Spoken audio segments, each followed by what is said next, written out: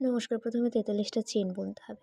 ৪৩ নম্বর চেনটা বাদ দিয়ে প্রত্যেকটা চেন থেকেই হাফ ডবল চেন বুনতে হবে। হাফ ডবল চেন বোনা হয়ে গেলে ৩ নম্বর রাউন্ডে ২টো চেন বুনে নিতে হবে প্রথমে। তারপর সেই পাশের ঘর থেকেই ৩টা করে ডবল চেন বুনতে হবে। তারপর এক ঘর বাদ দিয়ে আবার ৩টা করে ডবল চেন করে পুরোটা কমপ্লিট করতে হবে।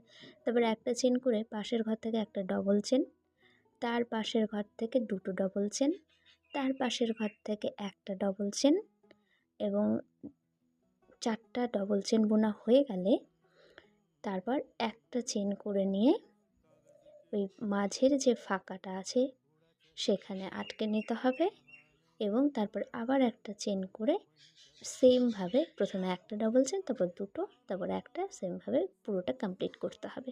পুরোটা কমপ্লিট করা হয়ে গেলে তারপর সেটাকে পেঁচিয়ে নিতে হবে আগে, তারপর সুতো দিয়ে সেলাই করে দিলে এবার সুন্দর একটা গোলাপ হয়ে গেল।